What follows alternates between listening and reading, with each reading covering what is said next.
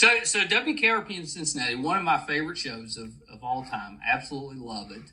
And once I kind of let people know that you were coming on, everybody my age and a little bit older loved you on WKRP. Oh, I'm so yeah, they're big fans, and so I've been getting a lot of questions. Make sure you ask her this. Make sure you ask her that. So the one that I seem to get the most is, do you have a favorite episode of WKRP? Well, I have a couple for different reasons. Okay. I cannot walk through an airport that someone doesn't yell to me, "As God is my witness, God should fly." So we know that everybody loves the turkeys episode. Everybody. Yeah. But I have a couple of personal favorites. Yeah. I loved A Date with Jennifer. Richard Sanders, who played Les Nessman, asked Jennifer on a date. And Richard was just particularly marvelous in that episode. And there was another episode that kind of controversial called Les on a Ledge, where Les was gay and he was going to jump off the building. And then I was Johnny, Dr. Johnny Fever, was trying to convince Herb Tarlick that I had once been a man.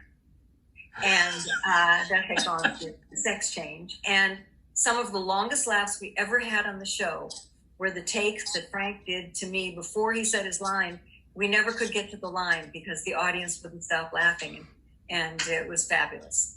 And then Frank Bonner, Herb Tarlick, and I did a scene in a show called Put Up or Shut Up. And it was where he asked me out on a date, and Bailey told me to say yes because he'd be really too scared to go through with it, and I'd finally get him off my back. And so I listened to her. And however, he came to my apartment to take me on a date. He was trying to be cool, but of course he was Herb and he wasn't cool, and he was hyperventilating into a paper bag.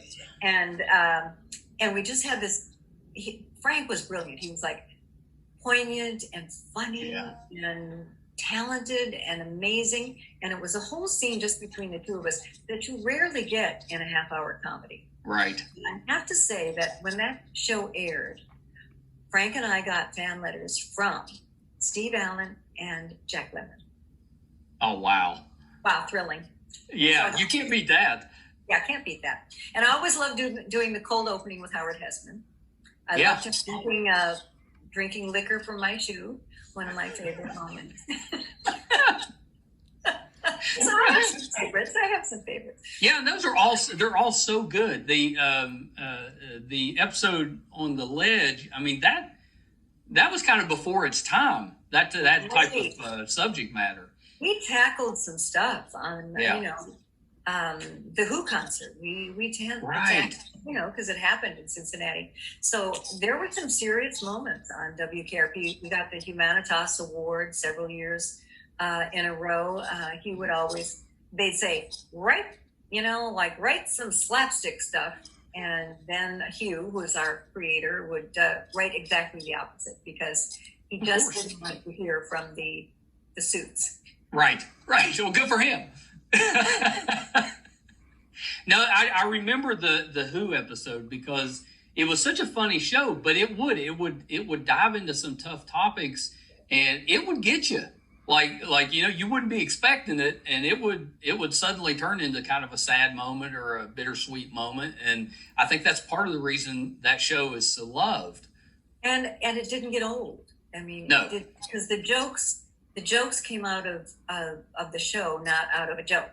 I mean, so the humor was just part of the story, and I think that's when things don't get dated. Yeah, that's a really good point because it wasn't.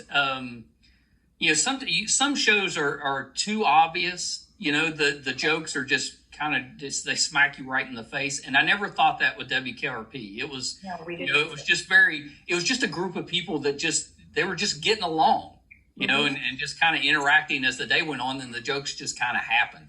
Yeah, that's the best kind of humor, I think. Yeah, I agree with that. So another question I had was, what was going on with Les and the Band-Aids?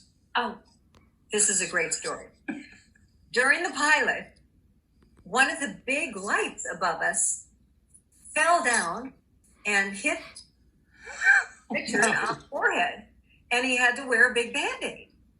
And so Richard, an unusual man, Richard Sanders. I mean, in real life, an unusual man. Yes. From then on, he would just show up. He wore a Band-Aid in every single episode, somewhere on his body. And that was just a Richard thing that, he did that.